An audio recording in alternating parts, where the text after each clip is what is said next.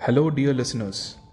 My name is Kishore Ganesh, and in the seventh episode of the Vocal About Visuals podcast, we will be analyzing the third movie of the Conan universe, The Last Magician of the Century, as part of the ongoing three-parter mini event. Without any further delay, let's jump straight into the pod.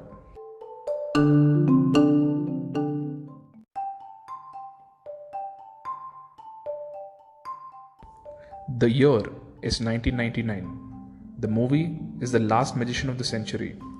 The audacity is the fact that the writers of the movie decide that this is the only magician or magic based movie that will come out before we hit the big 2K, which according to IMDb is not the case. There were in fact 25 movies that were released in Hollywood that belong to the fantasy genre, out of which at least 2 were magic based.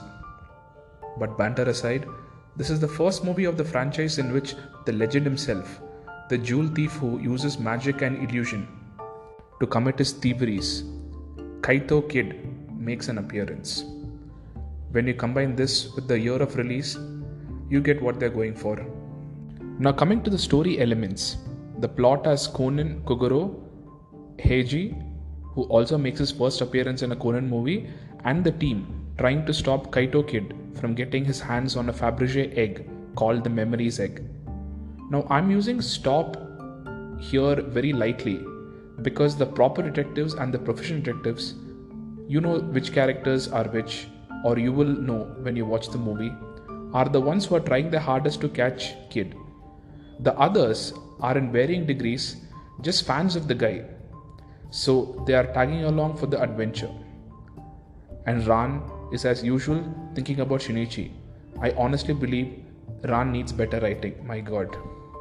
Anyway, coming back to the story, we have a rare appearance from Sonoko's father, the chairman and CEO of the Suzuki Corporation, Shiro Suzuki, who has donated the Memories Egg to a museum where it will be displayed. And Kid has sent a riddle indicating that he will steal the egg from the Suzuki family. The Kid has an arch nemesis in the police force in the form of Inspector Nakamori, who is a frustrated, angry, but ultimately bumbling police character who reminds you of Tom, Wile E. Coyote, or Elmer Fudd, in the sense that he is never ever going to catch his nemesis. The rest of the movie essentially involves protecting the egg, discovering its secrets, and also revealing the various threats and enemies to and of Conan.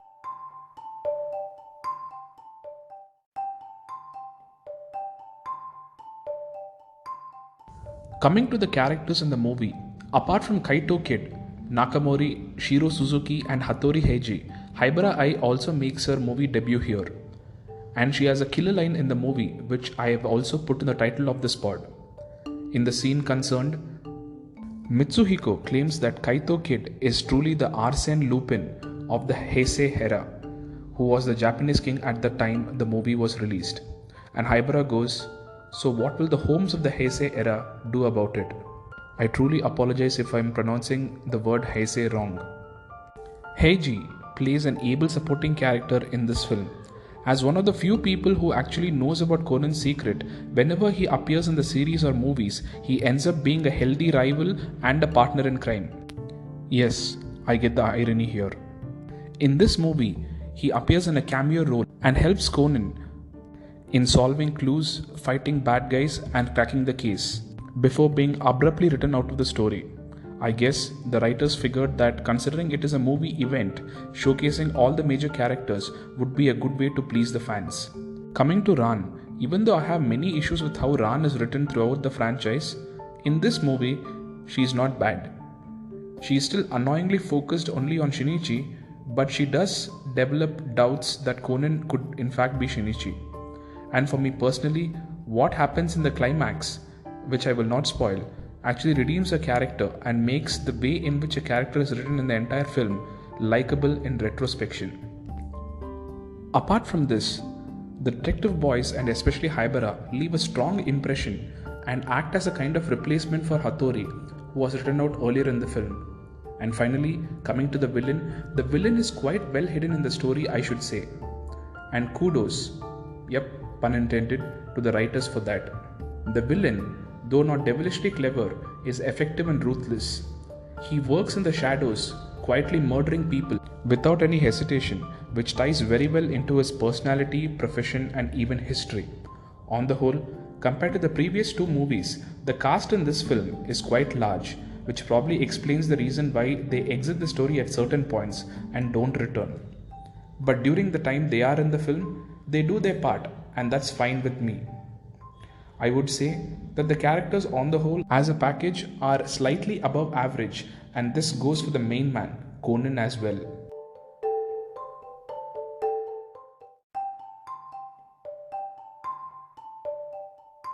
This movie is a sign that the writers are close to getting comfortable with the large number of characters that inhabit this universe and with writing stories that are complex and large in scale. They're getting close, but they are not there yet. As a recommendation, for someone who wants to watch a mystery anime film, yes, I would recommend it as a movie that is a 80% movie.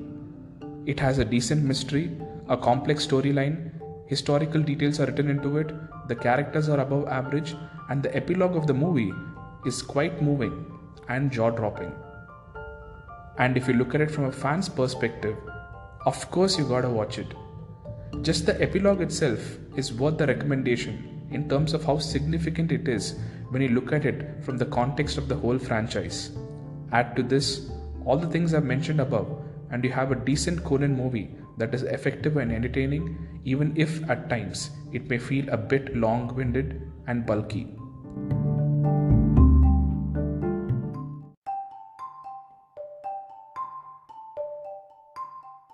With this, the three-part mini event comes to an end, but a brand new Conan movie is coming out on April 16th. So I figured for the next 2 weeks, I will analyze two of my favorite Conan movies which I have not yet made a pod for. Now, I'm not going to reveal the movie names in advance. I plan for them to be a surprise. And trust me when I say that the two movies are definitely among the best of the franchise. Once again, my name is Kishore Ganesh. This is the Vocal About Visuals podcast, and thank you, dear listeners, for your time and for listening.